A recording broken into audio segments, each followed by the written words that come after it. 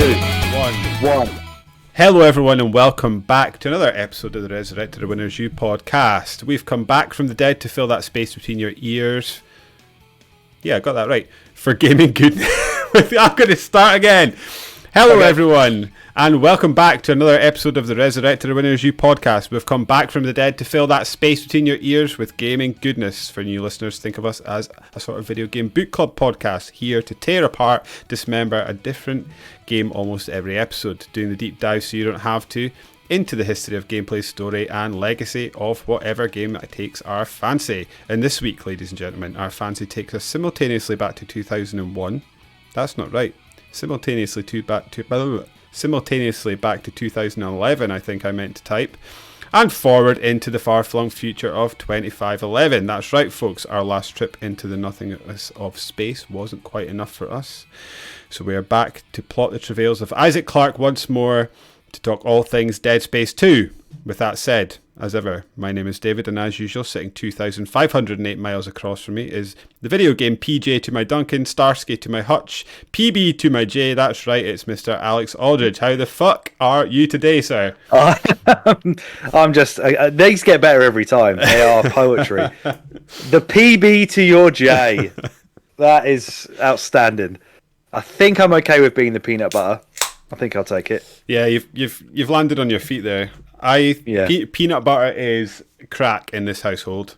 Is it? Yeah, again, much like whiskey, as we're speaking about pre-recording, I just have to not have it in the house because I will tear through that and then just sit in a sweaty, peanutty, oily pile in the middle of my room. I don't know. I assume then that it's not massively bad for you then. I think in moderation, which is why I can't have it in the house. It's a good source of protein, but it's also filled. Well, you get the ones that are just peanut butter.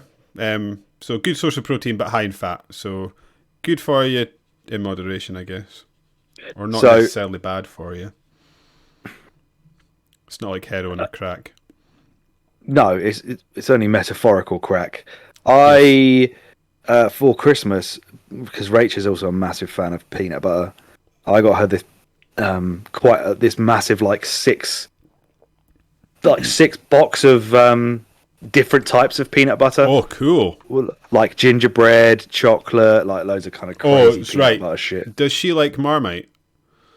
Yeah, she likes the Marmite peanut butter. Oh my god, that is the worst of the worst. I just can't help myself. That stuff is unbelievable.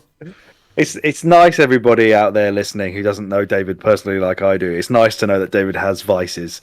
And it's not just me sitting there on a fucking Sunday night in an entire bag of squashy refresher things, banana and blueberry, while probably watching David play Titanfall or something. I don't know what I was doing, but I ate some of them, put them back in the cupboard. I was like, there we go, that'll last me a good couple of days. And then, I'm hungry, I'm going to go back to the cupboard again. Yeah, I've tried that, and I've tried also portioning it up when I buy it, thinking, you can have a tub, and then go, doesn't work. Does not work. Yeah. Once I start, it's going. It's just going. What do you eat? What do you have it with? A spoon, usually. Oh, you actually eat it from the thing? I do, yeah. But yeah. Oh, wow. So when I do buy it, it's usually for like a smoothie or something like that. But it doesn't last that long, to be honest. I will, as big as the jar is, I will be done that jar within a few days. Wow.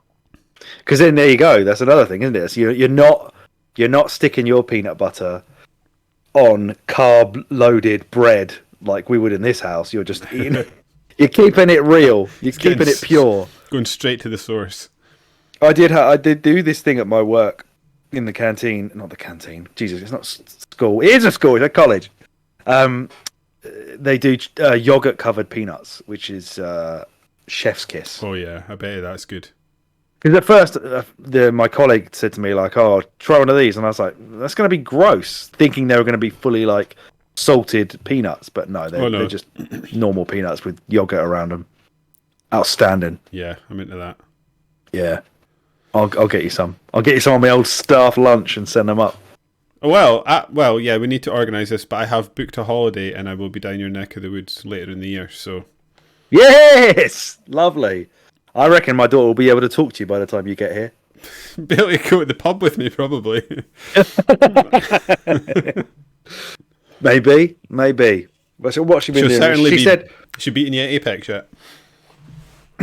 No, and she is actually not too bad at nicking stuff computer-wise at the moment, which is pretty good.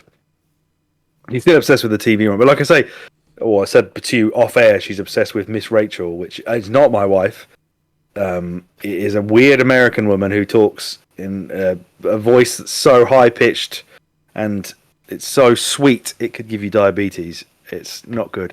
And basically, she tries to... I think something like her son had like speech delay until he was like 2 and he didn't talk.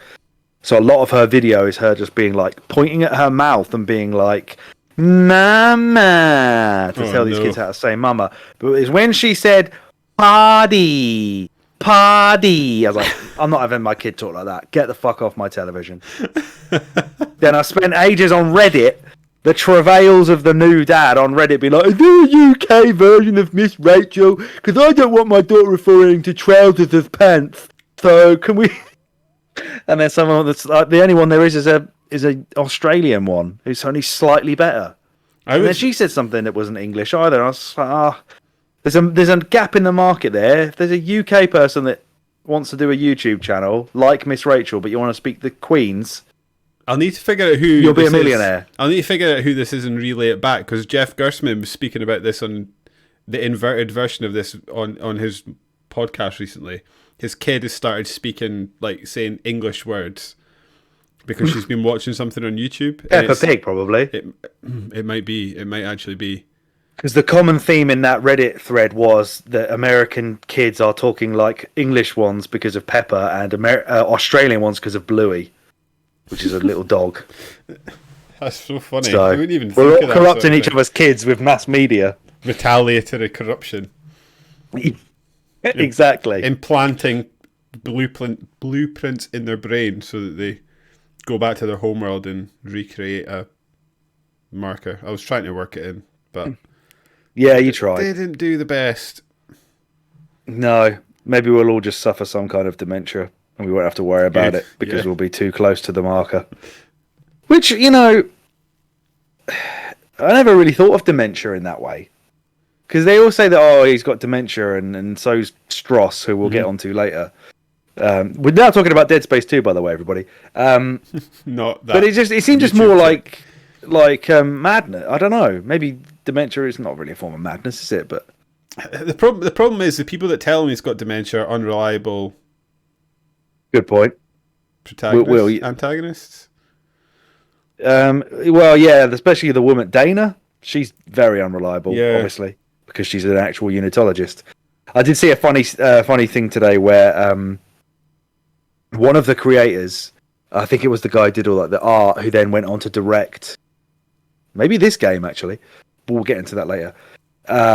He came out and was like, no. Unitology is nothing to do with Scientology. It's just to do with people who will do crazy shit for a belief. I think that there was a book. So when Dead Space 2 was being released, because the first one didn't do that well sales-wise, but critically was like lauded, EA decided that they had to try and like do this transmedia strategy to like bring out as much shit as they possibly could.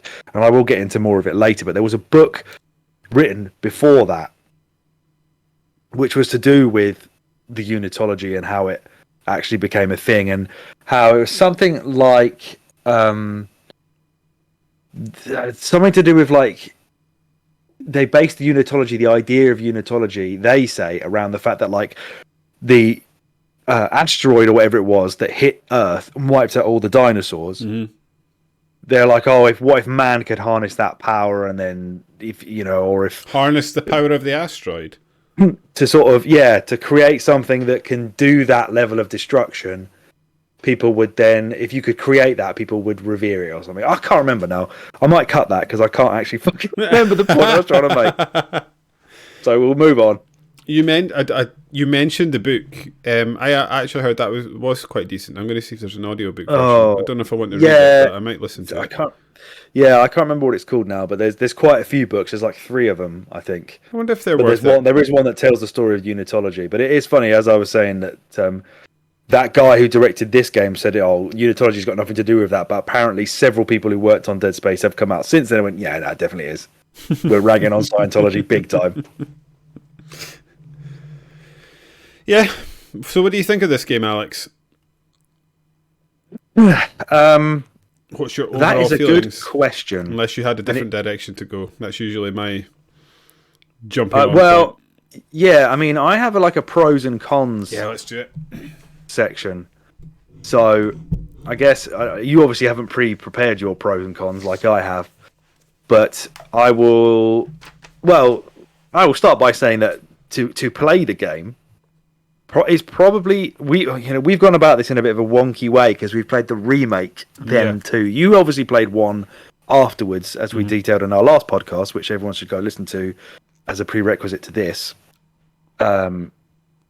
So I think that they did state when they're in their sort of development mandate that they did try to make the combat and the movement faster because the enemies are definitely faster in this. So I feel like Isaac is quicker and smoother to maneuver around than he was in Dead Space 1, the original one. You're probably right.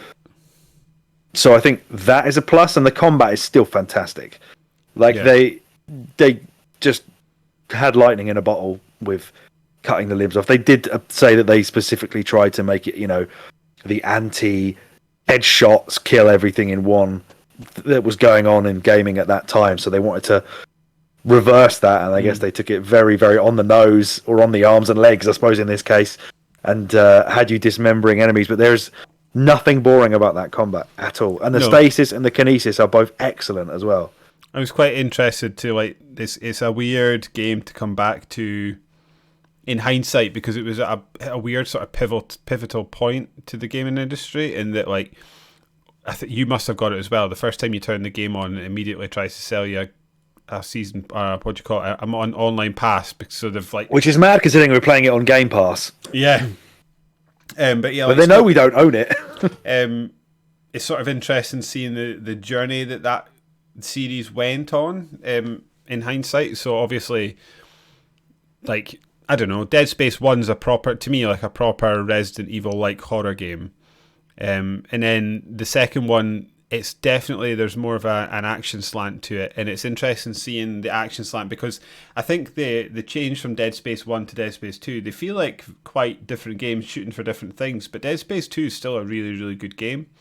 It's just completely agree. It's funny to watch the lessons, or the incorrect lessons that they took from 2, and then what they went to subsequently go and make with 3, which is just the Dead Space 3 is the Resident Evil 6, isn't it? So it's it just goes totally off the deep end, and whereas there's an argument to be made. I think Dead Space 1 is still my favourite game in terms of atmosphere, although I do want to get to the Ishimura section of this game. Yeah, that was so good.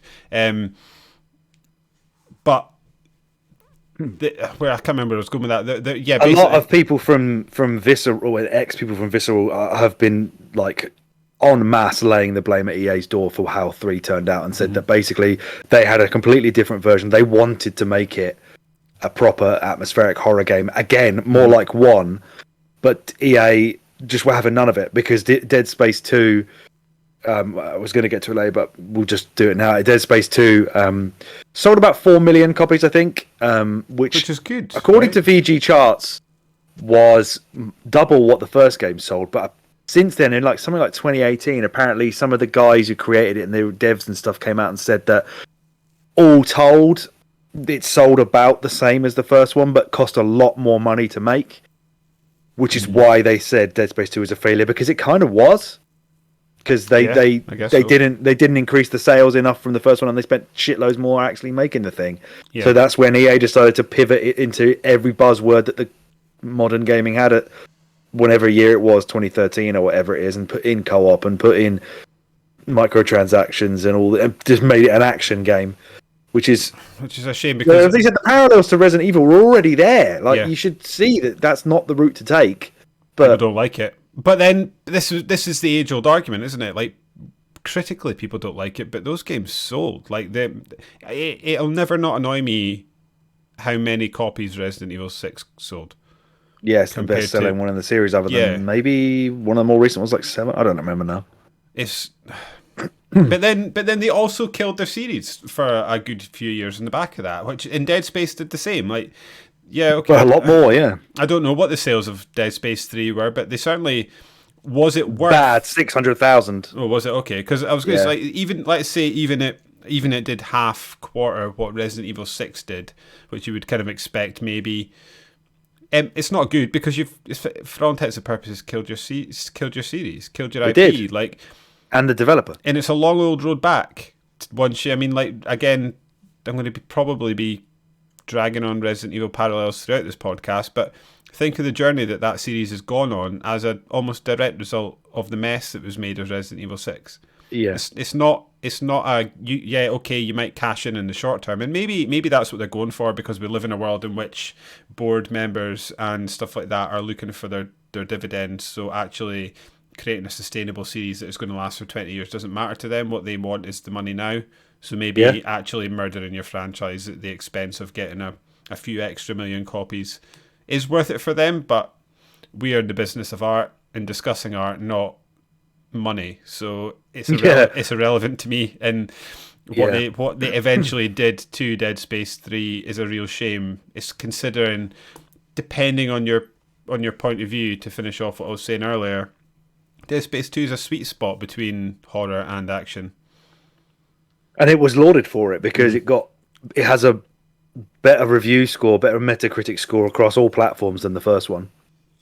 So, which is interesting as well, because it does straddle it. There are horror elements to that game. There are periods of quite extended downtime throughout that game, and then when the action comes, it comes at you. And I'm not sure about how I feel about the end of the game, but I think I roughly feel about the end of the game how I felt about the first one, which it isn't actually that good, and it lets down a pretty stellar experience.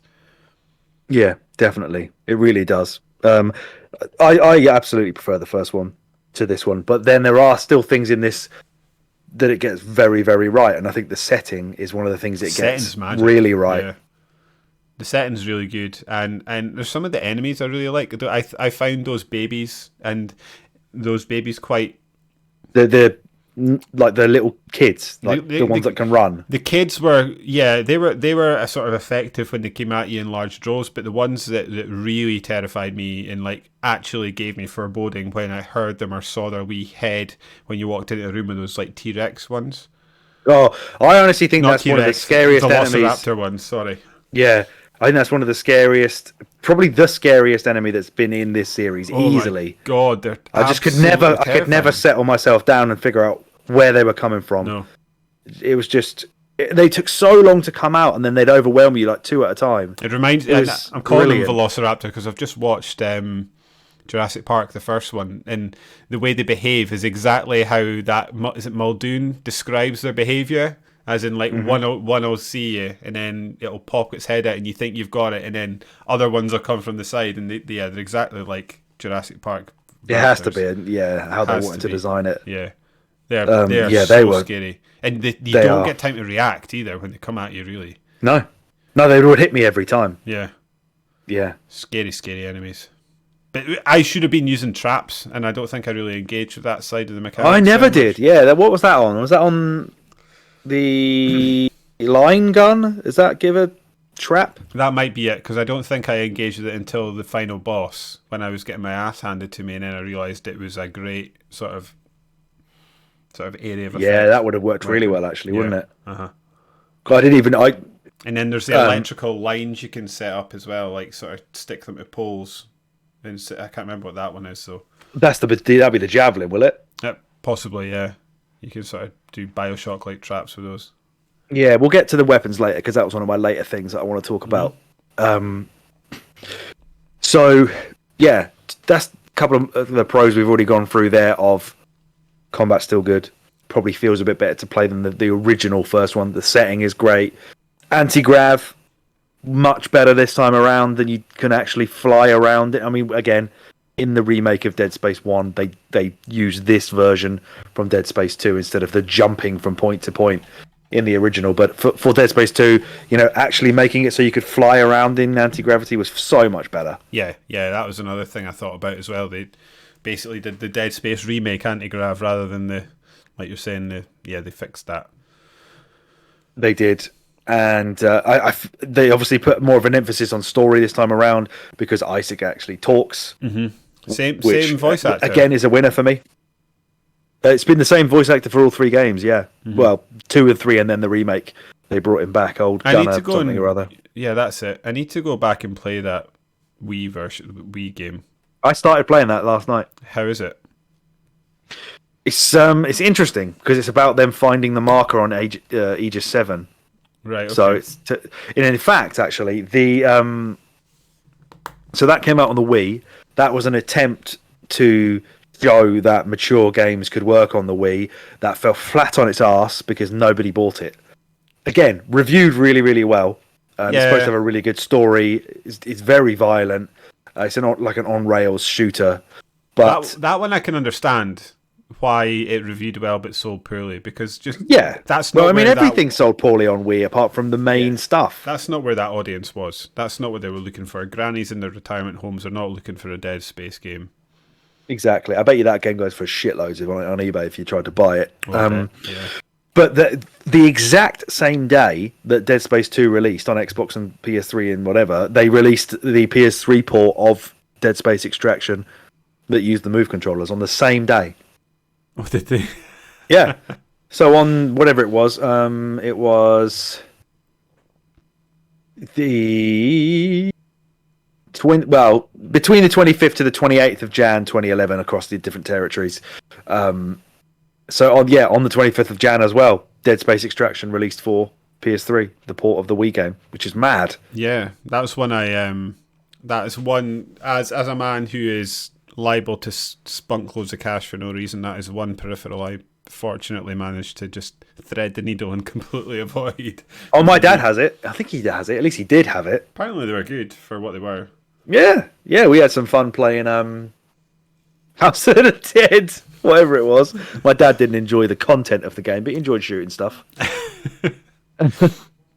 And then I think actually 2 more pros that I had. I thought Stross was absolutely hilarious.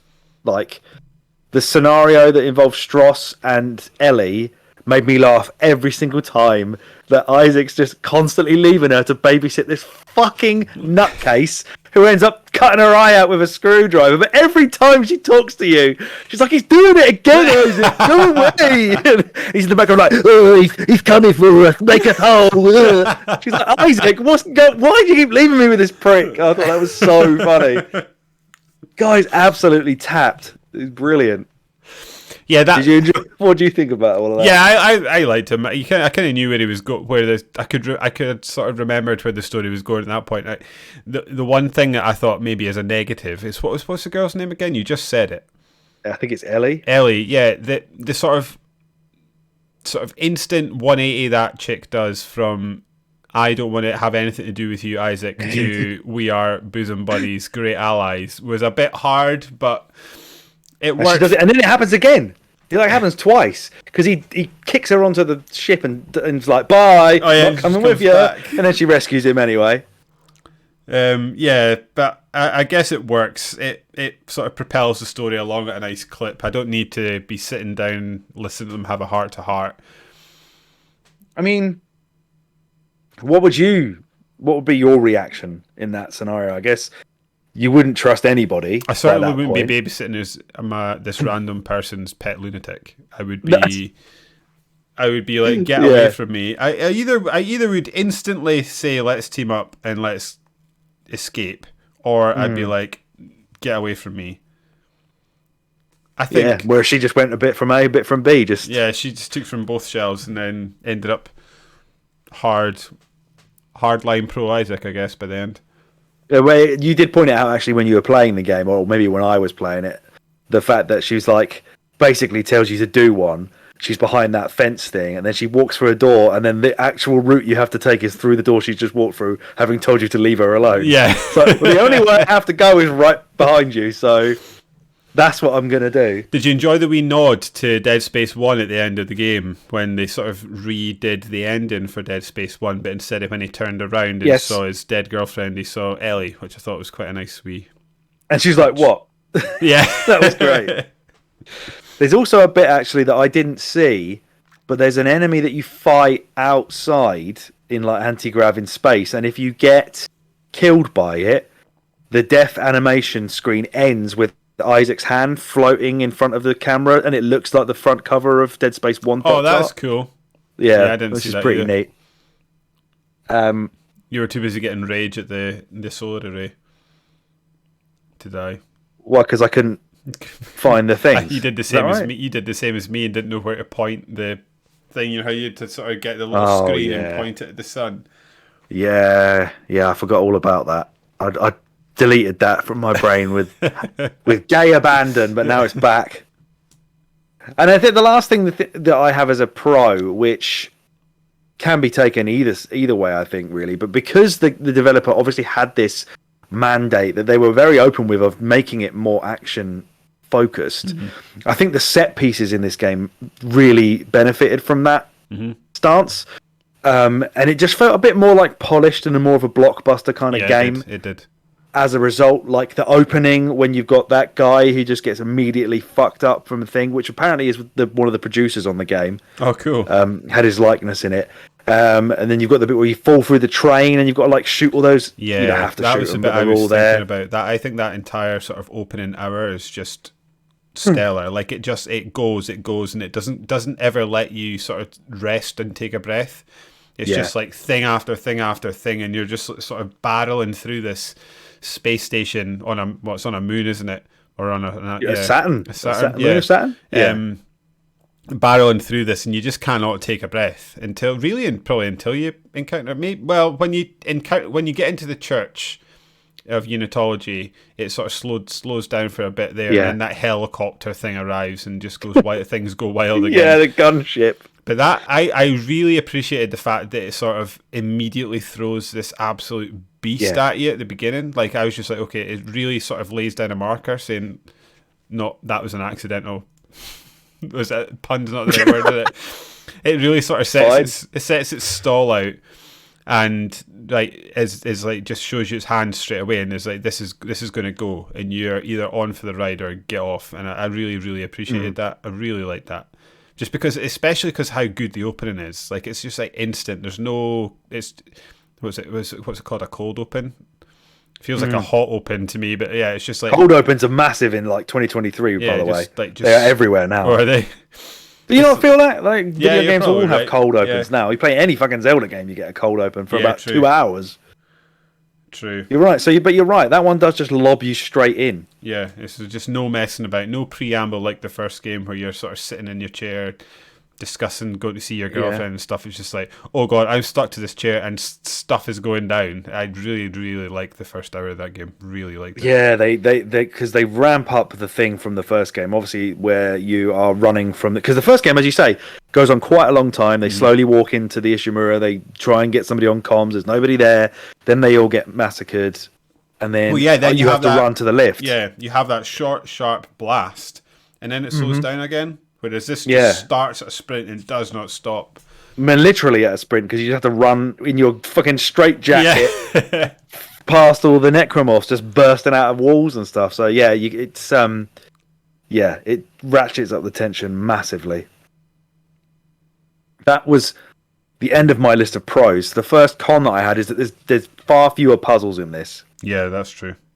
Which is to its detriment. And I mean, we've said already just then that the game is obviously a lot more relentless. And you did point out that you think that there were elements where you had time to breathe. I guess maybe I didn't appreciate them enough at the times they were happening, because I felt like there were far fewer moments of that in this game. It got a bit tiring after a while. There was definitely far fewer. Again, we'll get to it, so I'm not wanting to jump your gun, but like the Ishimura section, when you go back to the Ishimura, the first, I'd say 10 minutes at least, you're on that ship, nothing happens, and you're just walking around. But obviously you constantly think something will. Exactly, and it just uses that section so well.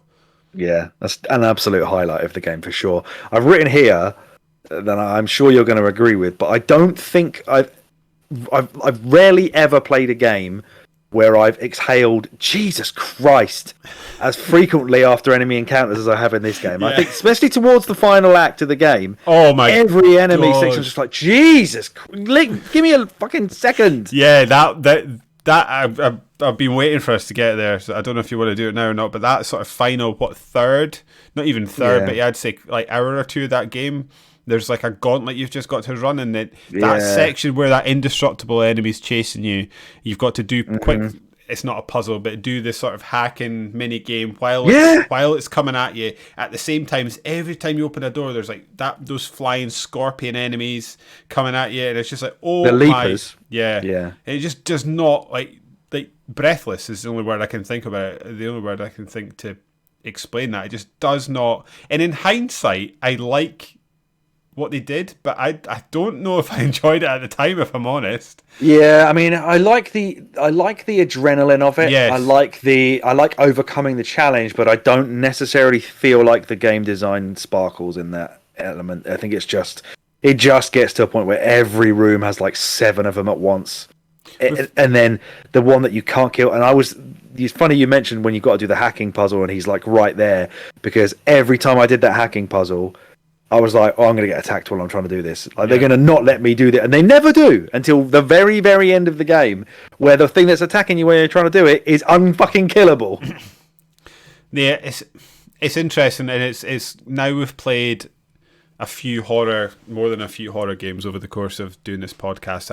I'm going to have to go away and actually start reading about it and see if I can find some resources to explain this to me. But I'm just becoming quite fascinated by the varying types of horror. I think it probably jumped out to me most when we played Resident Evil Village, because that game is sort of that in a nutshell. Like, it just takes all the different horror tropes and just explores them in different sections of that game, and I thought that was really... It literally puts them at different sections of the map and makes you go to each one. I find that really interesting. And then like when we went and played Alien, and then we've talked about it being the sort of foreboding horror, taking away power, taking away any sort of power from the player, and that Alien is, for most of the game, there are periods of the game where you can fight back, but for the most of that game, that thing will kill you if you see it. Basically, if it catches you, you're dead. And this is sort of Dead Space plays with it a little bit, and that's the where I'm going with this, to sort of try and tie it up in a bow, is that I'm not sure, again, that's another example of horror type that I'm not sure I appreciate fully, because this one is just going for pure, like, I don't know, like anxiety, adrenaline, and I've got enough anxiety in my life. I maybe don't need them to add that to a video game, but I do appreciate it, and I do accept it. I actually think this is why I'm saying that I like the idea of it, but maybe not the execution. And I think it's purely a personal taste, and that I think if they're trying to make me anxious and try to make me frantic, they certainly managed. Oh, frantic is absolutely what it is. Whether I personally thought that was the strongest point of the game, I'm not going to say. I'm not sure I want to say it. I want to discuss it a bit more. I'm not sure I want to say it's bad. But I'm not sure I enjoyed it quite as much as the other sections of the game. Certainly, I definitely didn't. Certainly that opening section, and then, like I say, the Ishimura section. Those are the two sort of standout bits for me. Absolutely, yeah. You didn't like the final boss? No, I didn't like the final boss in the first one either. No, which we said in the last podcast as well. I don't think this was as.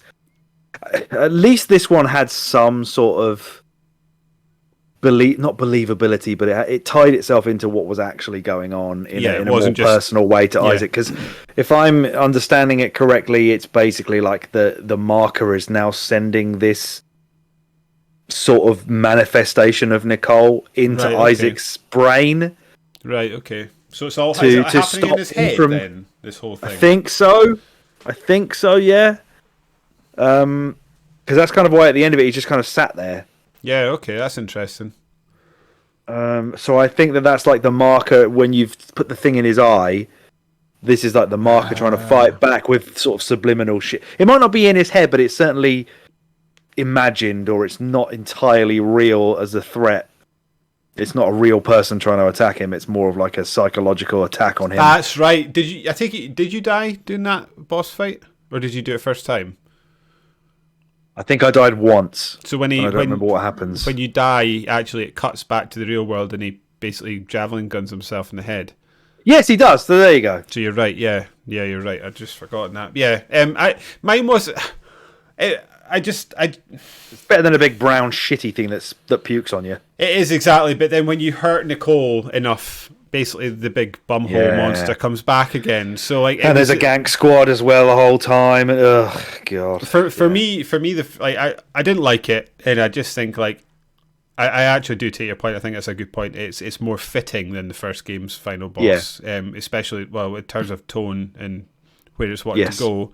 Yes. Yeah, I think it does. To me, it's like it'll sort of take the gang squad out of it. The actual hitting the massive monster is still the same thing, and they do the same thing in Dead Space 3 when you kill that moon. But for me, it was just. Which I haven't played any Dead Space. Oh, have you not finished it? Yeah, it's co-op, so maybe we can touch on that one day. Yeah, maybe. For me, I was just woefully inequipped to deal with masses of enemies. I did not have any sort of population control weapons when I was going into that fight. Yeah. So I died over and over and over again, and even there was even a period. If I think you weren't watching at the time when I was streaming it, but there was a bit where I went through like 3 or 4 deaths where Nicole. I'm getting that name right, am I? I just wanted to. Yeah, she would. So if I don't know what happened to you, but basically you would die when Nicole touches you. So she's walking towards you slowly. When she gets to you, so I was getting it like again 3 or 4 deaths in a row where she would just sort of appear touching me, and I would just instantly. Did she teleport? Was she teleporting around? I think she was. I think yeah. So, and I also think what I figured out in the end, in how I was able to progress, what I was doing was I was anticipating the bumhole monster coming out, and I was running to the spot to get ready to shoot it. Yeah. And actually, where I was running was to her sort of appearance spot where she was sort of, what do you call it, like spawning on the map. So I was standing where she was spawning, and then she was spawning and killing me instantly, which was annoying. I had one death where, in the couple of acts or chapters before that, the indestructible thing, I remember I died, and when I spawned again, he stood directly behind me. He was on my shoulder as I started the game again. I could not believe it. Utter bullshit. I think I got lucky in that last boss fight because I used the force gun a lot, which is basically like a shotgun that they use for terraforming. I don't think I even bought it. It had a I swear it had a different secondary fire in this game than in the first game. But we'll come on to the weapons later. Yes. What we'll do first is now we've gone through basic general opinions. We'll just touch on the development of all of it for a bit. Go. So the pre-production began for this game in 2008, which was immediately following the release of the first game. So the problems that this game had to deal with was during this time, EA rebranded, because originally they were called EA Redwood Shores. That's right. The studio that developed Dead Space 1, and they rebranded it as Visceral Games, which they called like a genre studio.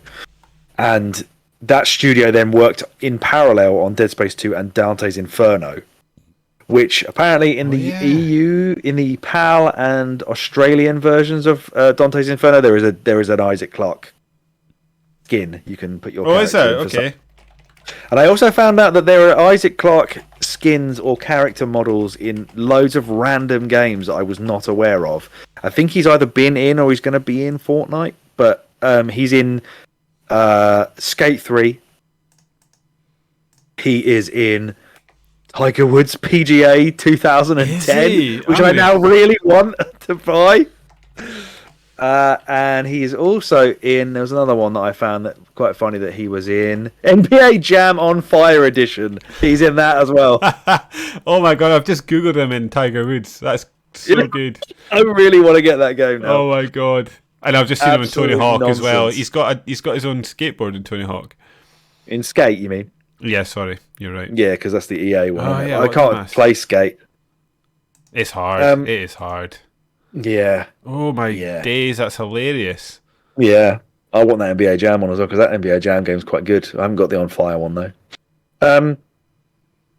So yeah, what actually had also happened at the time in between Dead Space 1 and 2 is that the series creators Glenn Schofield and Michael Condrey left and took a couple of other people with them, and they founded Sledgehammer Games, which is basically like a Call of Duty bitch studio. They just that's a shame. Help make Call of Duty. Of course, Glenn Schofield, however, is now the current CEO of Striking Distance Studios, the developer behind David. Say the studio. Sorry, I'm trying to tweet you a picture of Isaac Clarke in these games. Well, what do you think? You remember Glenn Schofield, one of the creators of Dead Space. What's his current studio behind? What game have they recently made in the last 3 or 4 months? That's other game, and I've forgotten what its name is. But the Dead Space Callisto one. Protocol, Protocol, yeah.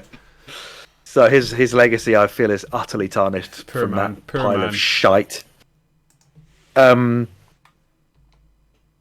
So we mentioned briefly at the beginning about how EA decided that because the first game sold so poorly but was so well revered, they wanted to try and branch out into loads of different types of media, hence the prequel books about the Unitology creation. They did a film, like an animated film. They did several animated films. So they did graphic novels.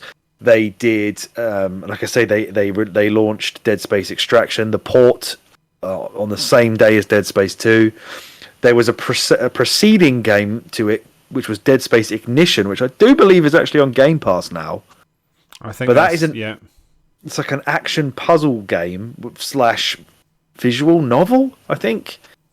And it was co-developed by Visceral Games and Sumo Digital, but it's actually a prequel to Dead Space 2 because it depicts the Necromorph breakout on the Sprawl, where Dead Space 2 is set for the most part. But it's apparently like you just do like hacking mini games and then like motion comic cutscenes, and then you have like you can choose different story paths. It's almost like a choose your own adventure. I wonder if that's the game I've got installed. You probably do. It's got a weird like cartoony front cover to it. But if you'd played that before you played Dead Space 2, apparently you had unlockable costumes. And you got some additional audio and text logs in Dead Space 2 as well, if you played that beforehand, which is a nice neat thing. I can't believe how hard they went on this series, and it just didn't apparently take off.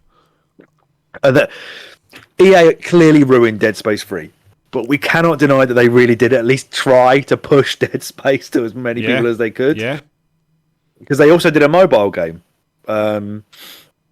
which was set... Did this tie in any way, or was it its own thing? Yeah, and apparently it got loads of awards. Like, it was a really good mobile game. They were originally thinking of doing it as like a on-rails shooter like the Wii one, but apparently they then just decided to up and try and make an actual Dead Space where you use left and right, side of your touchscreen. Remember that was a thing for a while. I mean, that just reminded me of the Mass Effect one they did for Mass Effect 3. Yeah.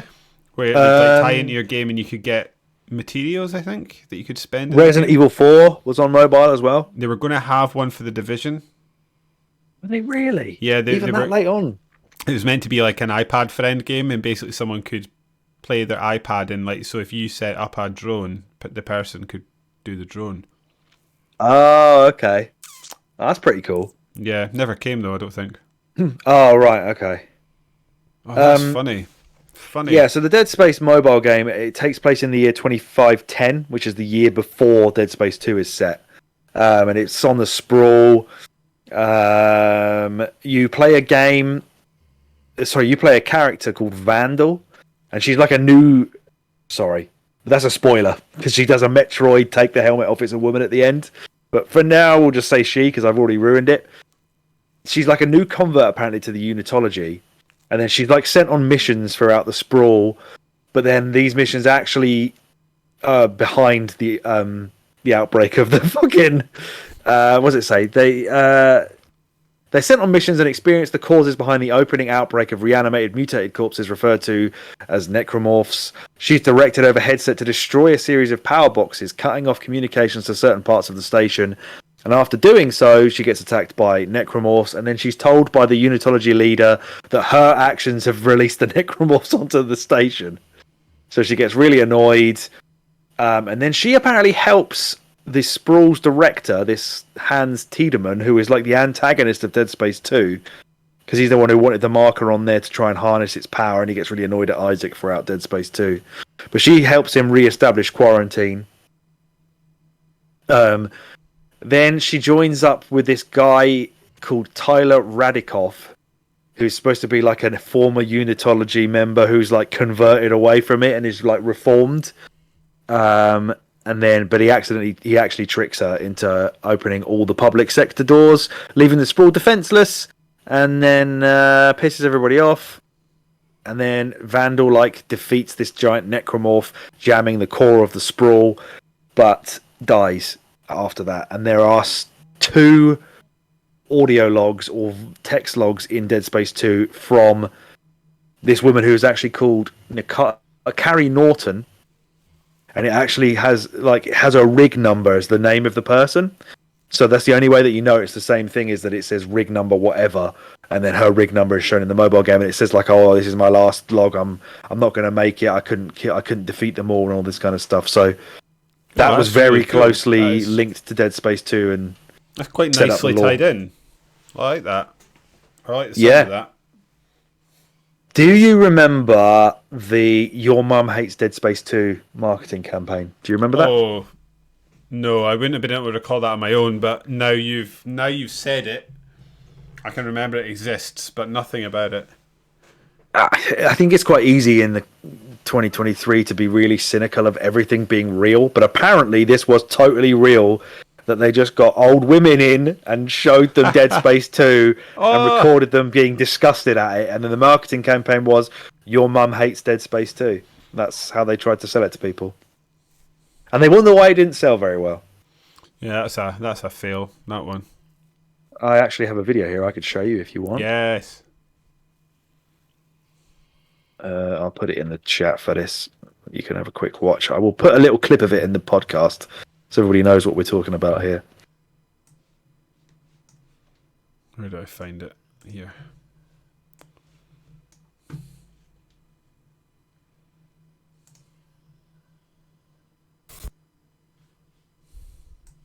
Oh, I remember this wifey. Oh gosh. I think it'll make a person become insane. This game is an atrocity. It's revolting. It's violent. It's everything you love in a game. And your mom's gonna hate it. That feels so Why 90s. would they even... It does. It feels really aged even for its time in 2011. Like, it's an 18 rated game, isn't it? Like, how are you even marketing to this? Whose mums are going to buy it for them? Like, very, very weird. Another last piece of trivia for this. Before they released the game, they had this competition called Get Dismembered in Dead Space 2. So what they asked people to do was to send like unique ways, like their own unique ideas on how Isaac could dismember a necromorph. So what they were going to do is they were going to pick like their favorite 10 and then get fans to vote on it, and the winning submission would be put in the game and have the likeness of the creator in the game as well. So this guy called Daniel Emerson won, and the animation that he sent to them, excuse me, ended up being the one, the leapers, like the scorpion things, when you did you ever get a kill on them where Isaac basically like grabs hold of their tail and stamps on their head and then just chucks them? That was him. Oh, right, okay. So that they put that in the game for him, and he's also a character that gets killed in Chapter 2. He's like an NPC. I think you're going in a lift, and he's like trying to claw his way into the lift, and then he just gets like dragged away and dies. Oh, that's cool. It's his likeness and everything, so they followed through on it, which I think is cool as fuck. Yeah, imagine. I would love that. If that was, I would be buying all the copies of that game. Yeah, put me in that game. And yeah, that's all I had for like trivia and development stuff. And then of course the reception, as I said earlier on, is that it has a higher Metacritic score across all platforms than Dead Space. But I would definitely think that we would probably be wearing like our Batman Arkham series glasses, where we go, oh, at the time everyone thought Arkham City was the best, but now everybody thinks Asylum is the best. And I feel like that's the similar case with Dead Space versus Dead Space 2. Yeah, I think so. And I think ultimately, like, they're kind of different. They're both... that's not even true, I would say. I would say, like, to me, Dead Space 1's most definitely a horror game, whereas I think Dead Space 2 sort of got a foot in both camps. It's got a foot in horror and a foot in action. And and clearly the people liked that because it scored better Yeah. and sold better. Which again sort of goes back to a point we were making earlier on, where like these silly games like Resident Evil 6 sell gangbusters. This must be the era where EA said that horror games don't sell. Was it EA that said that? Yeah, I'm sure this was the sort of horror games don't sell, first person games are dead, that sort of era. Yeah. Rubbish.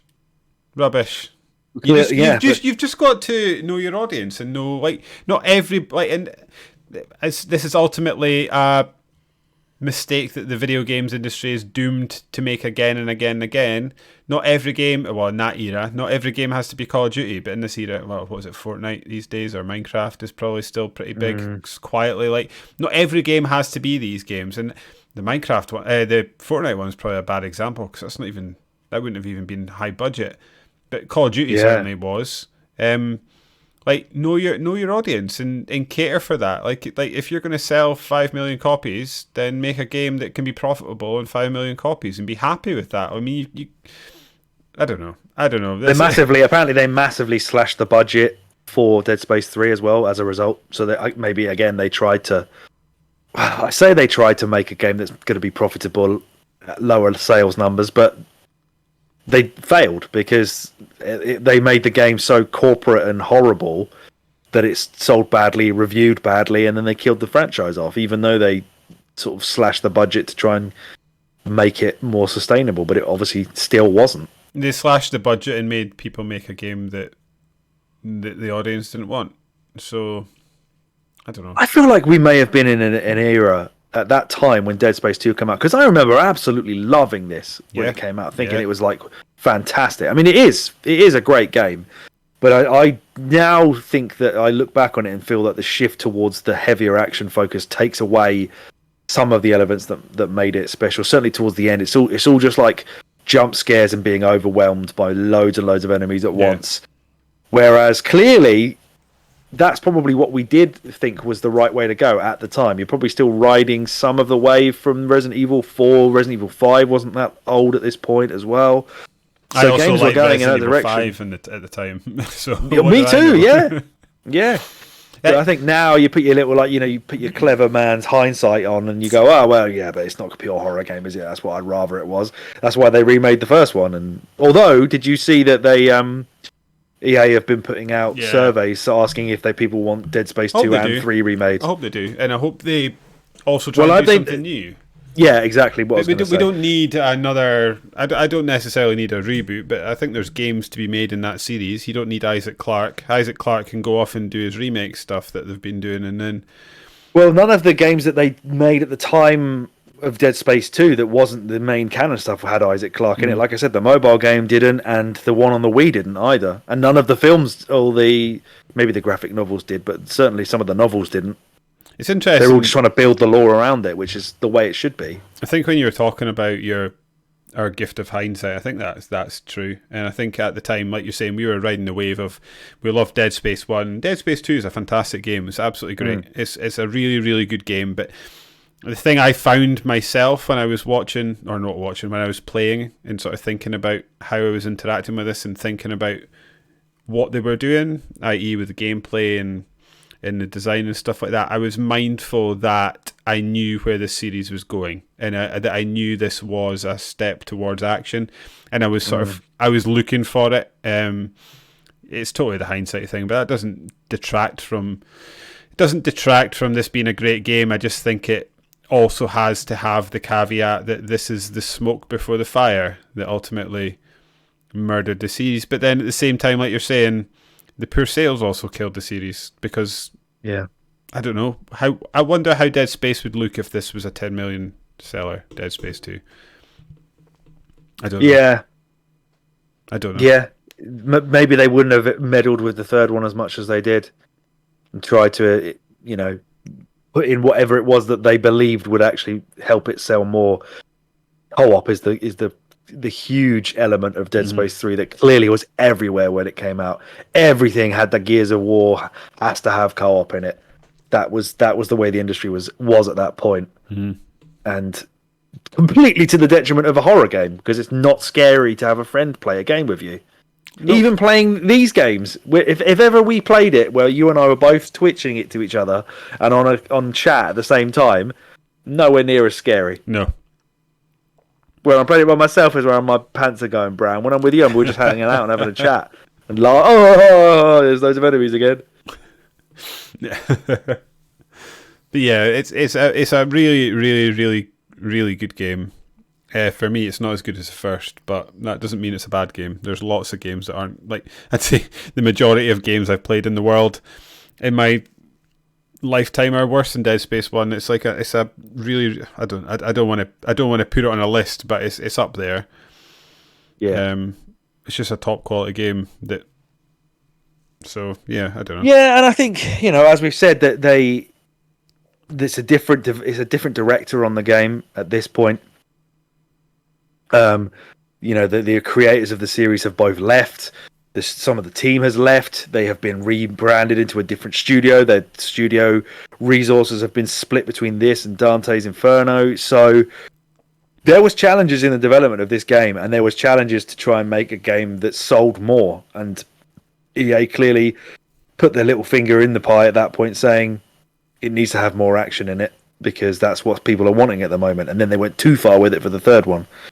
But I'm not surprised that it didn't sell massive. Are there other Dante's Inferno games? Because I feel like, isn't Dante's Inferno a poem or something? Like, it's such an odd it's a source book material. from like the Divine Comedy. It's related to that. It's a weird source material to pull. I think it's the Divine Comedy.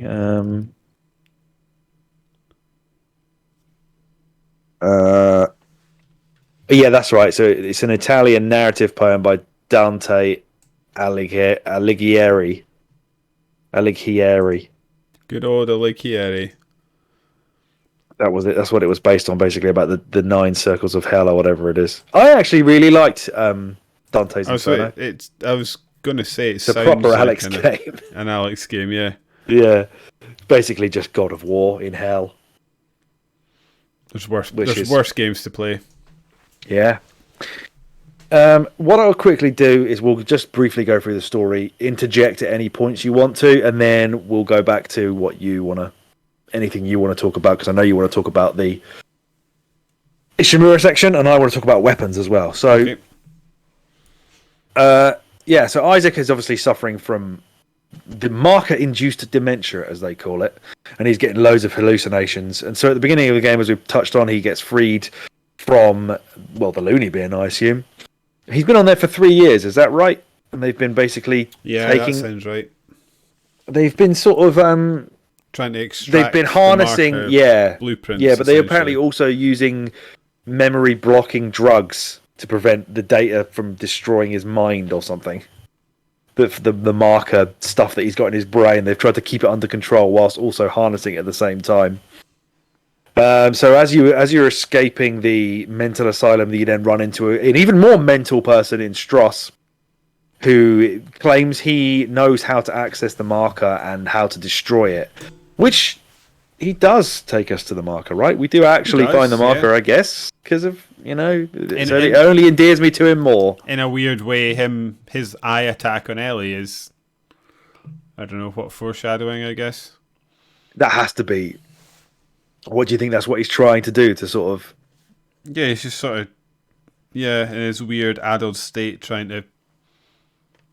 Or maybe he's not trying to say anything. Maybe he's just so traumatized from the event that he's just sort of, that's his... I don't know. There's definitely a link there, but what it is... Yeah. I think it's trauma. It must be trauma. Just he's so sort of... He just lacks the words... He just has words for other things that aren't real. A lot of them. At the beginning of the game, you get this come in from... I can't remember what her first name is, but her surname is Guin. What? I think I said it. Dana, is it? Something like that? Dana She's Guin. the one... Yeah. She...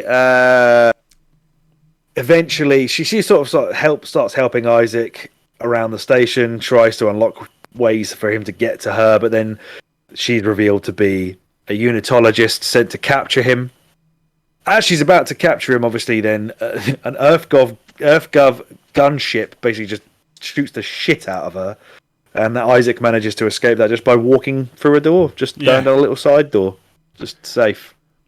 That's one thing I never picked up. So this Earthgov guy that you sort of meet towards the end of the game, is he pro or anti-unitologist? Like, is he The trying to... Tiedemann guy. Yeah. Is he trying to kill you so that basically it stops here? Or is he trying to... No, he is wanting to harness the marker's power, and you are trying to destroy it, and he doesn't want you to destroy it. Right, okay. Even though, as the prequel mobile game shows, he is well aware of how bad the Necromorph threat is, and how bad everything's gone, but this then plays into... He may even be unitologist. I can't remember if that's explicitly said or not, but he certainly wants to harness the marker's power for something. And so why did will he not kill that... allow Isaac to get near him. Why did he kill that woman? Who does he kill? Dana, does he not? Is it not him? I think that's just crossfire to try to kill Isaac. Right, okay. I think she can go wasn't board meant with to that. be killed. I think she's just there, and you get out of the way, and she doesn't. So would suggest that he's not with the unitologist, because they must have known that's who was talking, at least standing in front of Isaac at the time. Yeah. You'd assume there's not really many alive people on the Sprawl at that point, other than you, the gunship, the unitologist, and Isaac. There's not really many more people you can tick off. So you must have knew who you were going to get in the collateral damage there. Then, of course, after she's died, we meet with Ellie, and then she reluctantly guards Stross as Isaac and her navigate the Sprawl. Of course, all the while we're playing the game, Isaac is getting these visions of Nicole. What do you think? What do you think to these? Did they? Because I kept saying to you, I'm almost certain that Nicole's going to do an insta-kill bullshit at some point and chase Isaac around. And I had that so almost vividly in my head that that's something that happened. I mean, I know it is the boss fight. Yeah. She can instantly touch you, but maybe I imagined it, or I'm getting it conflated with the Evil Within, where there's a little annoying bloke who can insta-kill you at random sections of that. But what do you think to this whole Nicole tormenting Isaac all the way through it? I thought it was quite... I guess I thought it was fairly effective. The thing is that I sort of struggle with and continue to struggle with Isaac is that he's compass mentis enough to know that he needs to destroy the marker. Yeah. And that nothing's real, because he keeps saying you're not real, and he keeps telling Stross that it's not real as well. Yeah, he has full-blown conversations with her, and will sit down and talk to her, and I don't know. Maybe, I guess it's grief, isn't it? Perhaps he knows she's not real, but but then this is the other thing. Is like he seems convinced throughout the whole game that she's trying to help him destroy the marker, when evidence suggests that from Dead Space 1 and everything else going around him that's not what she's trying to do. Mm-hmm. It just seems obvious to me. They didn't tie it up in a way that I could believe. Yeah, whatever this is that he's seeing, like a vision of her or hallucination, it seems to quell its anger when but what does he say? Like, you are everything to me or something like that. Doesn't he? It's all he just says, like a really nice way of saying I love you, and then she's like, oh, okay. Yeah. I'll help you now. Maybe at that point, I don't know. Maybe that's when Marcus just being like, let's try coercing him towards me rather than just having a go at him and screaming in his face every time he tries to get on a train. Yeah, because that doesn't work, obviously. Yeah, maybe. Actually, speaking of getting on a train, I forgot to mention in my cons earlier that this game is so linear that they don't even have a map for it, which I did not like. Oh, of course, yeah. Yeah. Because I remember I kept trying to find what the map button was. Because the first game... So you did, yeah, I forgot you did that. I know we played the remake of the first game, but even in the first game, there still was a map that you could look at to go find different areas and unlock secrets. Yeah. Whereas this one really doesn't do that at all. It's just you can use your little R, click in the right stick, and it will show you a blue arrow to where you need to go, and you can change it to show you a bench or a store or whatever. But for the most part, this game is just...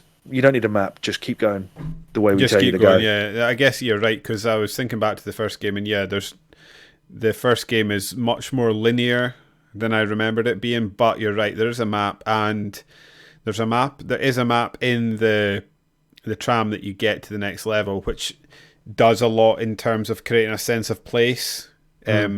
I would kind of agree with you that this one doesn't do that so well. You really are just barreling through what is ostensibly a straight line. Yeah, a straight blue line that comes out of your hand. You're totally right there. I never realised that. It didn't bother me at the time, but listen to what you're saying. You're bang on. It's just like most of the time there will be a door you have to go through, and within that sort of slightly isolated area of whatever part of the game you're in at that point there will be maybe a room somewhere that you can go in, and there'll be an item or two in there. Or they did a lot of, basically, it seems like they tried to eschew having to navigate a map and go actually exploring any part of this game to find individual items, from looting rooms. They would just do these power node rooms that would have like 5 to 10 items in them every time you go in there, and fuck it, you don't need to explore, just go in that room and it's all in there, and then carry on following the blue line. I'm trying to think stop saying that. I'm trying to think what you were saying before, and sorry, I'll come back to this once I've sort of framed my thoughts. Carry on. I cut you off. I don't know. You didn't. That was it. That's all I had. So feel free. Take your time. So, yes. So, again, to sort of go back to the straight line thing, another thing that Dead Space 1, for want of a better descriptor, did was it made you turn back on yourself from time to time and retrace, because the levels sort of started and finished in the same place. I wonder if that's why my memory had created a sense of this ship being this living and breathing thing that you were moving around in, because I felt like you were going to and from places and retreading steps at times, because you just weren't doing it on a bigger scale like you can in the remake. Yeah, because the remake introduced all of the levels of security in the side missions, which make you go back to areas you've already been. Well, and yeah. So Dead Space doesn't dispense with it because it was never there, but Dead Space sort of runs with what Dead Space does, but sort of cuts out the feeling that you're retracing your steps. I don't know if that's a budget. Again, it might even be a budget thing. Maybe that was a way to sort of extend and make the level feel more padded out and more, I don't know, meaty in a way by making you come back and forward in areas. Whereas Dead Space 2, because the budget was that much higher, they never had to do that. I don't know if that's a thing or not. Perhaps. Yeah, maybe they focus tested it and people said, I don't like the bits where I have to go back and revisit the same thing, and they thought, right, fine, well, we've got more budget, we'll create more areas, and we've got this massive colony on a moon of Saturn, we might as well pump as many different areas and as much variety in there as we can, because obviously the color palette of this game is far brighter and more varied than it is in Dead Space 1, which is basically just grey corridors. So this is another thing that I've not fully formulated the thought in my head, but thinking about the horror games that I really like, they often create the setting almost becomes a character in its own right. So like the obvious one is the mansion in Resident Evil. Is as this thing that just becomes this foreboding place that you almost learn the ins and outs of. Resident Evil does it very, very well, but Dead Space to me did that as well. Ishimura became its own thing, and that was almost a character within the game. Where Dead Space 2 is probably nicer to look at and has bigger set design, especially when you're going up the moon, the lift up to the asteroids, and you're seeing the entire space station sprawled out in front of you, and then you end up in space at one point. They do scale very well. At no point, I would say, for me at least, at no point did the setting in this game feel like a living, breathing city that you were existing in. It was something you were barreling through at 100 miles an hour, and maybe that's like, again, this is the hindsight thing, isn't it? It's the shift from horror to action that I'm picking up on because I know it's there. I obviously didn't pick that up in 2011 when Dead Space 2 came out because we didn't know where the game was going. Now that we're being forced to think about it, and I'm thinking about other horror games that are very good. I mean, even now, Resident Evil to use the example again, is sort of return to form. 7 and 8 are very much make the setting part of the living, breathing part of the game. The central hub of 8 that you keep coming back to. Yeah. And then there's 7, that house that you exist in for most of the game. And you keep coming back to a good bit of the game anyway. Yeah. Yeah. Well, even the Dead Space remake that we've just touched on it a second ago, where they do the side missions because they clearly want to make it even more of the the setting is the whatever the what will you keep saying? What's your phrase for it? I just keep saying this makes it a character within the game. Yeah, that's it. That's the one. Yeah. Sorry, the world is the character. Right. It's a bad descriptor, but it's probably the best I've got. The other one, I mean, that's why they're doing their remake, isn't it? They want you to see more of it and go back and revisit more of it and make it more of a relevant part of the game, or at least a prominent part of the game. So they clearly know that's the sort of the key strength of Dead Space is the Ishimura itself. Which gives me, I've kind of got 2 points to this. Is in as much as I will say time and time again, it's just not for me. The Alien game's another example of a place that makes the space station feel like a living, breathing part of the game. Oh, and of course, Alien was a massive influence on Dead Space, so that's yeah. probably why the Ishimura exists as well. Which again, as my second point, brings it back. I don't know if you want to do it now or if you've got something else you want to do. It's why going back to the Ishimura and Dead Space. That's the next part of the story anyway, so. It felt like putting on a warm glove again. And it was so well done. And they recreated it in a way that I like. Having played the old Dead Space 1 very recently, I was walking through going, this is exactly, they've recreated it exactly, but they've obviously gone through it and tried and like obviously put like the tarpaulin on it, which is, I don't know, that's very sci-fi, isn't it? And like it reminds me of like E.T., but I'm sure there's other examples of this like tarpaulin stuff coming in, and like they just, you go through it and then they make you redo that section in the first game where you're going through the decontamination chamber, and then they do nothing with it. They do nothing. The first time you go through it, they do nothing with it, and it is so effective for me. It was so well done. I mean, it was effective, even though I stood in that room when the decontamination came, and I went, "There's nothing's going to happen." Oh, did you? They're going to fuck with me. And then I thought to myself, I bet I'm going to go through here later, and they're going to do it again. But I knew at that point nothing was going to happen. But because I wanted it as well, I thought, hey, that's cool. There's still, I mean, you can carry on, elaborating on it, but they fuck with you so much in that Ishimura return. They essentially let you get to your goal without touching you, and then once you get to your goal and you complete that, then all hell breaks loose, and it is a fight to get back. It's stupid. It's just basically a tunnel of twat just comes flying at you. And then you go back through the decontamination chamber, and they're like smashing down the glass and stuff. They just really run with it.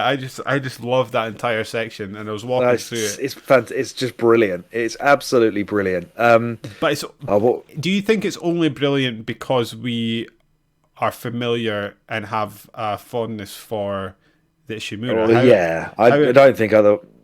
Well, I think you could probably take I mean, I know we're expecting something bad to happen because we know what the setting is, and and plus the game is so like unrelenting in its sort of terror and terrorizing the player, because it really does go for most of that point, and then this is the most significant period in the entire game where just nothing happens, to the point that it went on, and then I was like, nothing's happening, and it started to make me feeling anxious again because they weren't doing anything with it. I think it definitely had more of an effect on me the first time, which is a very obvious point to make, because I knew from memory this was the standout part of the game where I know nothing happens for a long, long time. But even if you haven't played the first game, although this is heightened if you have played the first game, the sound design and the environmental, not quite storytelling, but the sort of the environmental tricks that whole area plays on you is so stellar and so creepy that it constantly made me think something was going to happen. You'll have like lots of banging noises, lights were flickering on and off, like paint cans would fall in front of you. Just like steam vents would go off, I'm pretty sure, at some point, like just like blow noise in front of you. Yeah. There was so many times it just tries to mess with you. And of course the decontamination bit as well, where it's loud and obnoxious but nothing actually hurts you. It's fucking brilliant. Like, it's so, and I'm so glad that even though the rest of the game is just a relentless action sort of blast, this was allowed to breathe as its own little thing, and this is like the key horror part of the game, and I love that it was allowed to stay that way, and that's how they decided to design it. Yeah, spot on. After that, that's when obviously Strauss gets even worse, and he attacks Ellie and gouges at her right eye. And then Isaac later on kills him, unfortunately, and that's the end of the fun babysitting time where he stabs him in the... Is it in the ear, or am I thinking of the last episode of The Boys, spoiler alert, that I watched last night? I can't remember. Now you're saying that. I think maybe he gets him in the neck. He screwdrivers him somewhere. And I think I then shot his head off afterwards as well, because, you know, it's still Dead Space. I'm still gonna kinesis every corpse and fire them into space or a wall or a toilet stamp or on them anywhere. to get the ammo out, because that's how you get the ammo out of things. Stamp on them. I don't actually remember what I was reading or where I was watching this, but somebody made a really good point of the fact that try stomping through bone. You will never do it. And yet Isaac's just doing it like fucking nobody's business. I know that in this game, apparently, you can, before you get into the suit or you buy the suit from the store, not the cheating version that we somehow get with the Game Pass version of the game. No idea how we had that. Which is like the best suit right from the beginning. But you're like, he's like £190, and then if you put the suit on, he's like £255. You can stand on some scales and it shows you his weight. So it weighs like 60 odd pounds. Oh wow, okay. And obviously it's got these fucking big old boots on it. But even so, he is stomping through human bone incredibly easily. Just absolutely smashing through it. Yeah, and there's another thing as well where all the clocks in the game say 12 o'clock. I noticed that, yeah, because there's times, it just doesn't make sense. Excuse me, it doesn't make sense. I did notice that, because there was like specific points where I can't remember, and they were actually like talking about time or something like that, and it's like, no, it's 12 o'clock, because all the clocks say 12 for the entire game. Yeah. After the point where you kill Strauss, this is the bit I was mentioning earlier, where you find the government sector, and then Isaac tricks Ellie to get aboard a shuttle and then sends it away, telling her that he doesn't want to have anybody else dying as his, as part of his fault, like Nicole did. He then gets in the government sector. That's just the bit where he lets the Necromorphs in, because you've got that army, haven't you? Tiedemann's army are all waiting for you, ready to sort of shoot you up. But you kind of go around the back of them and then turn the lights off, and all the Necromorphs just bust in, kill absolutely everybody in there. You don't have to actually fight. Because I did think for a second, like, oh, we're going to have to use plasma cutters and stuff on actual humans in a minute. But no, it's just a set piece to a part of the game. And then obviously after you've done that, all the Necromorphs that have got inside the government sector, they all go to gather at the marker, which is where we're headed. And that's when the Isaac uses the eye machine, which I failed only once this time. Did you? I didn't know. I got it first time, but it didn't get me. I was expecting. I remember that being toe curling back in the day. Didn't really do it for me this time. Didn't bother me in the slightest. Yeah, the death sequence is pretty good, but yeah, no, it wasn't. I mean, he just will not keep that fucking eyeball still. What's the death he is not sequence? helping anyone. Oh, he just absolutely jabs himself, and then writhing around, and his eyes just split, like splashing blood everywhere. Oh no! I mean, it's not pleasant if you get it right. He still pokes a needle through his iris, but that's how he unlocks the marker data in his mind, which is what then sets up the. Oh, he kills Tiedemann as well. I forgot he did that. Is that I forgot because the guy that's been chasing you, basically. Yeah. Yeah, he like he has like a sort of a struggle with him, doesn't he? And then does he shoot him in the? Oh, the guy's got a gun, hasn't he? And then he like forces his arm into his own face and just javelins him.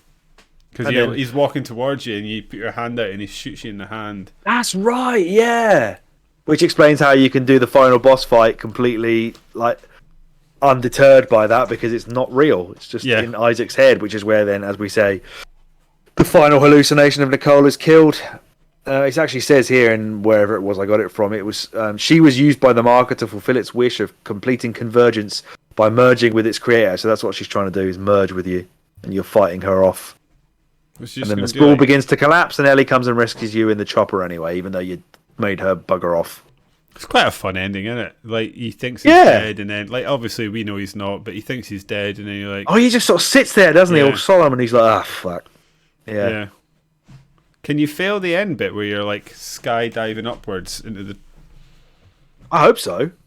Not, as long as it only takes you back to the beginning where you start that, because I don't want it to be like the fucking boss in Dead Space 1, where I didn't have any ammo to shoot that bloody one last glowing spot, and I had to do the entire fight again. If you fail, it deletes your save and puts you right back to the beginning. Well, this game has that hardcore mode, doesn't it? Which only has 3 saves.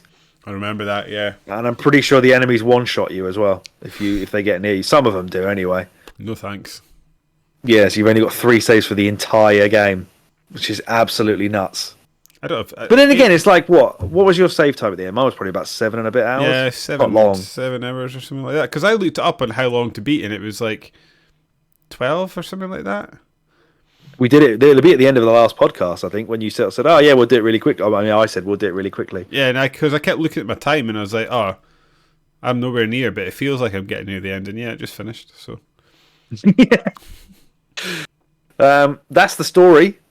Do you want to talk about weapons? Yes, let's do it. Let's hear. I'm actually a bit disappointed in myself because for the most part, I had a Dead Space 1 loadout. Yeah, and I made sure to keep myself at strictly 4 guns this time. Yep. Never bought another one. Nope. Any extra ammo I got that wasn't for a gun, I sold it. I maybe bought 5 guns, and then never. I had 5, and I sold one. I sold the Javelin, which is one of the newer guns. Sniper rifle. I bought that and then never used it again. It's not the game for it, is it? No. Good intentions, but I don't know how we're supposed to snipe in this game when everything's just break. Like, every time you got attacked or you knew a wave of enemies was coming for you, what's your tactic? Because mine is back in a corner. But then some fucking dickhead would come from a vent above my head. Every time it gets you that way. There is no safe place to prepare yourself and get kitted ready. Which I do always enjoy about these games. It would constantly happen. I'd be fighting the Velociraptor enemies, and then I'd bag myself in a corner and just think, come on then. And then someone with an exploding sack would come out the back behind me or something like that. Yeah. Oh, those exploding boys, I forgot about them. They have a horrible noise that they make. They're awful.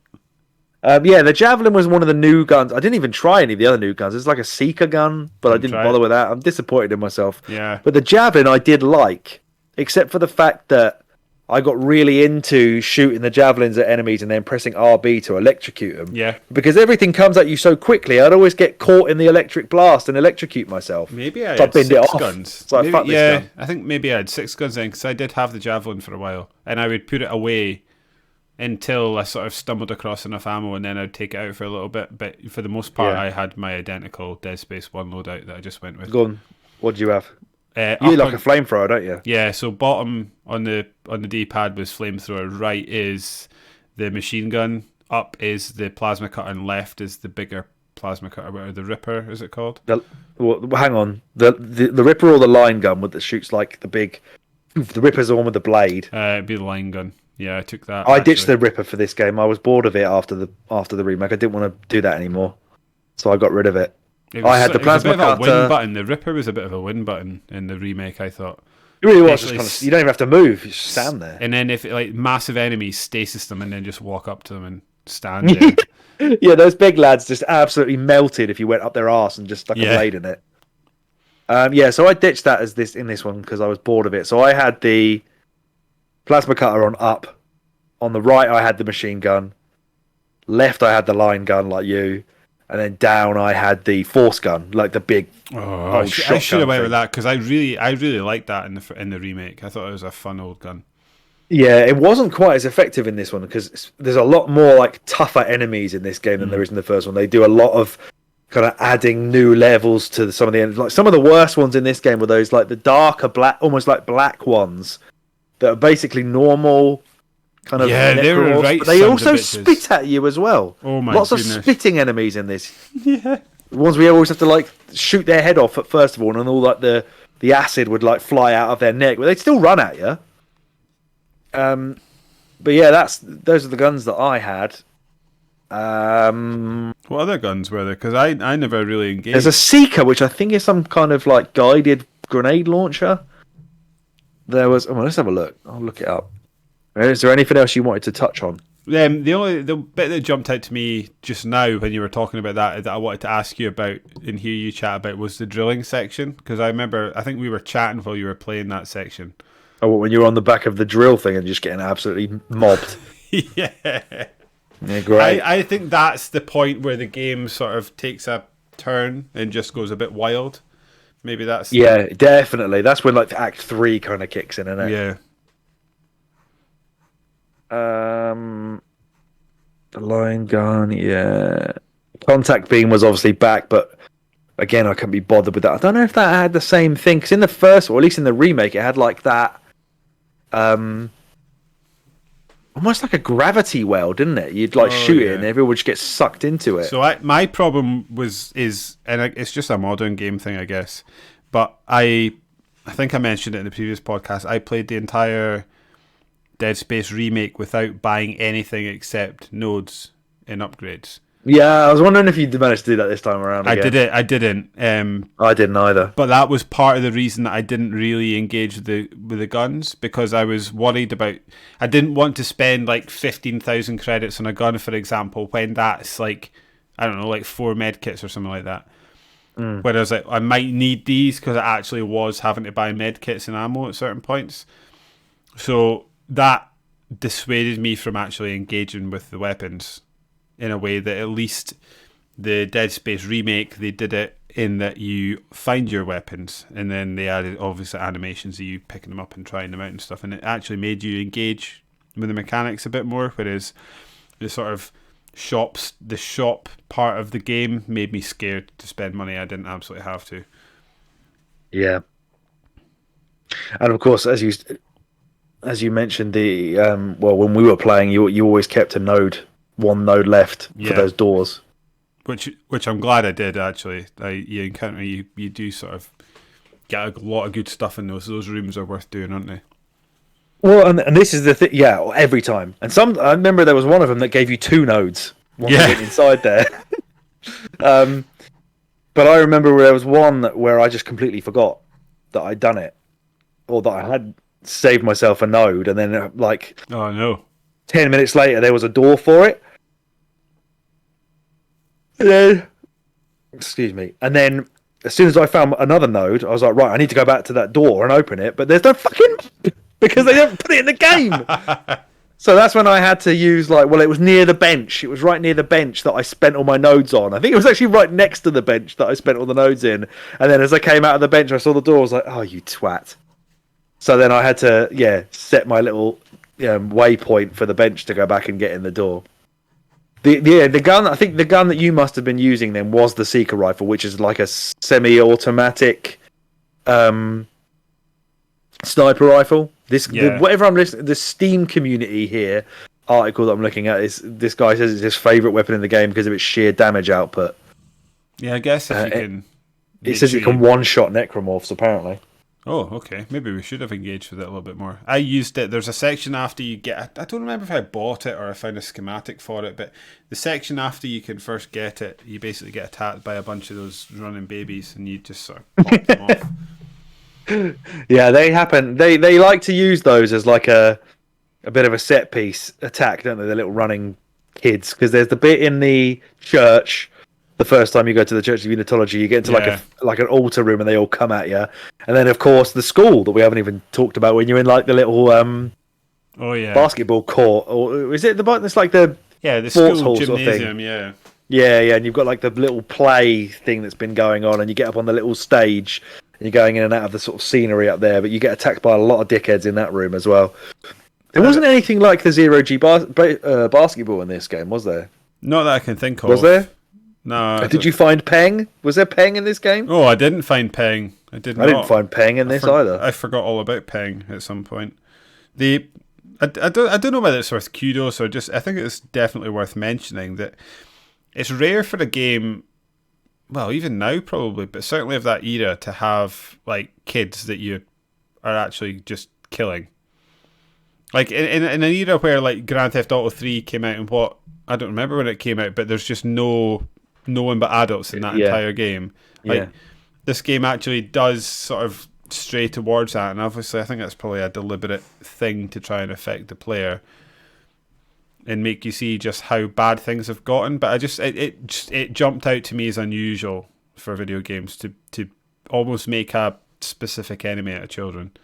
Yes, and they were far more obviously children in this game than.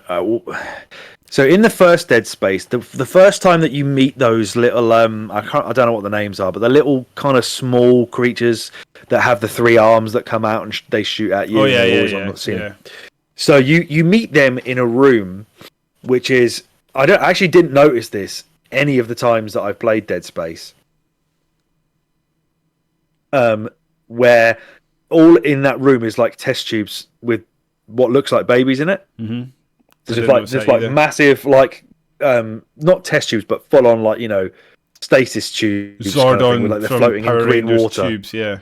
Yeah, or like I swear there's some in Gears of War at some point as well. There's some in loads of horror games. The stuff's going to break out of the tubes at some point. They in those tubes they're not babies. They are right. Okay, so hang on. So you remember in Dead Space 2, because I've just had a video playing in the background. You remember in Dead Space 2, the room with the puzzle in it where you have to crawl either left or right, and then you've got to pick those plugs and put them in the wall, and you had to tell me what I was doing. Yeah. Because, it's part of the puzzle in that. So, you told me how to, like, put the 4 in there that's written on the floor. Yeah. In that, I think if you do it slightly differently, you get peng in that room instead. So it's in that chapter 7. It's somewhere around there. We talk. Oh yeah. So in this room, they are clones basically created of the crew members. Oh my god! For use of harvesting like limbs and things, because obviously they're all dealing with fucking equipment that dismembers stuff so frequently. They apparently get so many accidents that they had to have this whole room created to cloning every single member of staff, so that if you ever lose a limb, don't worry, we'll go to the clone room and grab the arm off your clone and stick it on you. You've kicked loose a memory. I knew that deep down in my head somewhere. Yeah. Well, it's absolutely mad, that is. Yeah, that is mad. I'd love that shit. Imagine if you wouldn't need stem cell or anything right now. If it's just a cloned Alex somewhere in a lab. I'd just go and smash my arm right now and be like, fucking give me a new one. You haven't kicked loose a memory. I'm sure there's a fucking movie about this. Oh, is there? Yeah, is it not The Island? I've not seen it. Basically, there's this movie called The Island. It's a bunch of clones on an island, and rich people clone themselves so that if they need like an organ transplant or a new arm or whatever, it's this. That's what you. I wonder if they took it from that. I wonder if that's where they stole it from. When did The Island come out? Let's have a look. The Island movie, 2005. They might have done. Yeah. Ewan McGregor, Scarlett Johansson, Steve Buscemi, Sean Bean, Michael Clarke Duncan. Fucking hell, all-star. Jimon Honsu, I recognise his face. And someone called Shawnee Smith, but I don't recognise her at all. Anyway, the other bit. There was a bit I wanted to ask you about as well, but I've now... I can't see where I've written it down. Oh! A bit that you seem to enjoy that I think is worth mentioning is the section where you're on your way to the server room and you turn up and you try and go through a door and it's like, no, you're not authorised to go in here. So you've got to go and find the corpse of someone that is and like walk them through. Yeah. And then and then the game makes you use the corpse at the end to like throw through these like, I don't know, what is it, like laser beams to blow it up, yeah, so that you can progress. I thought that was a really funny section. I just love the kinesis in these games. It's a brilliant mechanic that's just so easy to muck about with. It's just endless fun. The amount of times that like in the frantic moments where you're getting attacked by a room full of bastards, and I'm desperately trying to kinesis one of the spiky claws and fire it at somebody, and they end up getting like a bin or a teacup, and I'm like, take that! And the Necromorph's like, what are you doing? Ow! And then just carries on coming at you. I'm expecting to impale him on a wall, but what I'm actually doing is just like firing a box of tissues at his knee. Lobbing plates at him. Yeah, yeah. Oh, I love the kinesis. It's so much fun. Well, what a stupid. And again, like I was saying to you before we started recording, where like they've tried to justify. I saw a video that was trying to talk about like how all the weapons in the game are not actually weapons; they're engineering tools to show that Isaac has prowess as an engineer. And I was listening to the descriptions of all of them, and it was like the plasma cutter can cut rocks, the line gun can cut bigger rocks, the Ripper saw blade can chew through rocks. The force gun can do terraforming, which is another word for cutting rocks. But the kinesis is just like we couldn't be asked to lift stuff, so we just do it with kinesis instead. I can't. Yeah, wait to, fine. Hopefully in our lifetime they can invent kinesis so we can. Oh yeah, when we're on the Sprawl on Jupiter's moon or whatever it was, Saturn's moon, we can all. I mean, you could probably pick up Toby, bring him towards you right now, give his belly a rub as he's clearly wanting it, lying like that. Yeah. That's a reason to look on YouTube, everybody who's listening to this podcast. Our YouTube version will have a dog wanting a belly rub being unsubstantiated by not getting one.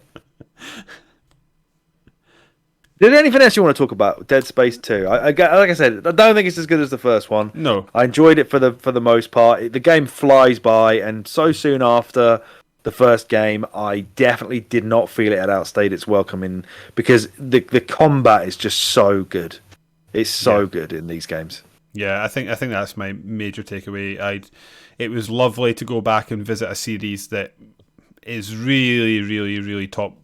Certainly the first two games is really, really, really top drawer, and I wasn't bored. I quite often I need a break. If I complete a game, I can't go into the second one without a wee break. I was quite happy to dive straight into Dead Space 2 and just carry on the exploration and the journey that Isaac gets himself on. It's a shame that the series ended up where it was, but hopefully now with the remake back on the scene, this is going to be a series that's going to find a new bit of life. Maybe they've looked at the success of Resident Evil and saw that there is a way back, and that is why they did it, apparently. Okay, unsurprised by that. There is a way back, and there is a life for these types of games that people want, and there is an audience for it. You're not going to be Fortnite, but that's okay. Not everybody has to be the biggest seller. You can be perfectly successful in your own sphere and do very well. And these games Rocksteady, you dickheads. Yeah, I'm sure we'll get to them at some point. Well, not by playing the game, we won't. Hey, maybe we're going to have to do a Batman at some point. Maybe we should do it when Suicide Squad releases and gets panned by everybody hating on how crap it is. We'll play a proper game. We'll deplatform Suicide Squad and we'll just only talk about Batman. Yeah. Yeah, let's do it. But yeah, it was lovely to go back and visit this series. It's a series. So glad we did. Yeah, and the story is actually quite fun. It's much like Gears of War, I suppose, to link to another podcast. It's not going to be winning an Oscar, but it's perfectly serviceable, perfectly fun, quite entertaining, and I find it quite interesting. Well, I like the things that it took influence from as well. So I was kind of not nailed on. I was going to like this. I still haven't watched Event Horizon. I said I was going to have watched it by the time. I have seen it before, but I wanted to rewatch it before we did this podcast. Let but me know. I have not had the time.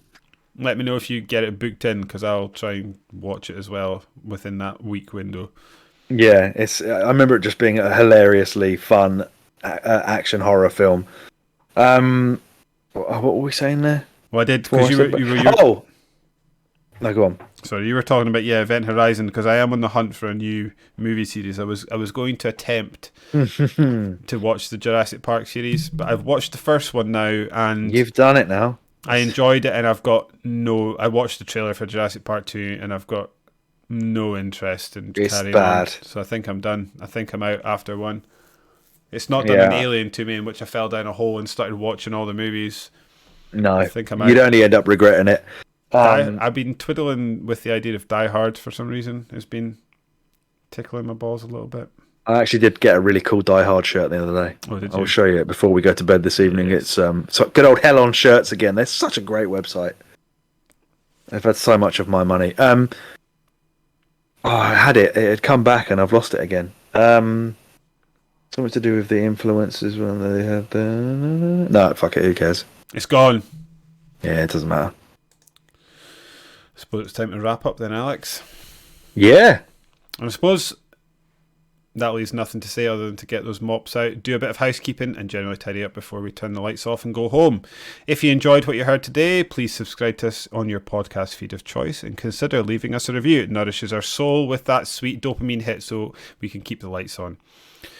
You can also like and subscribe to our YouTube channel, A Winner Is You podcast. You can get in touch with us and tell us just how wrong our views are in Dead Space 2 by firing us an email to awinnerisyoupod@gmail.com. That is 100% correct. Thank you very much. Maybe the first time I've done it in 50 odd episodes.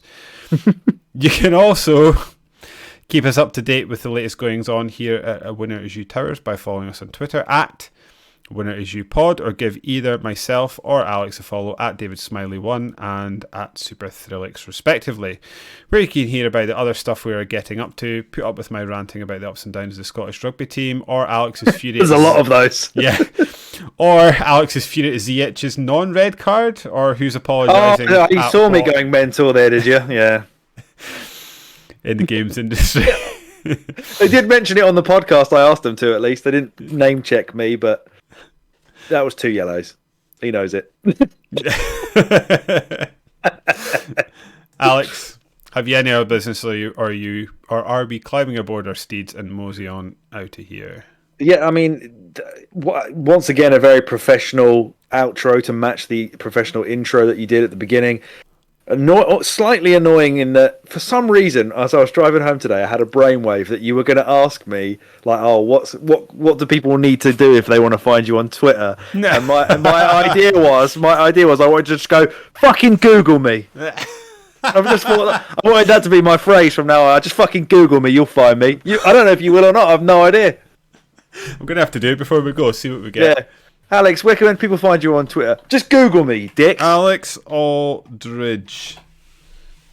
Director of Football Operations and Recruitment at LinkedIn. Beg your pardon? Alex Aldridge Football operations. Alex Aldridge is the founder and publisher of Legal Cheek, the UK's leading source of junior lawyers and law students. Whenever I Google myself, I always get fucking lawyers as well. Yeah, he's a... There's an Alex Aldridge who's got a Twitter handle, according to Aldo. He seems to be something to do with nutrition. Yeah. There's an Alex Aldridge who works at The Guardian. Millwall confirm Alex Aldridge appointment. That is the least Alex Aldridge thing that would ever happen. You would Millwall. catch me in a long distance from Millwall. Yeah, I suppose maybe you'd have to Google Super Thrillix. That's the only or Thrillix. Does that work? No, it fucking doesn't. This is why I thought it would be hilarious. Just be like, Google me if you want to find me on Twitter.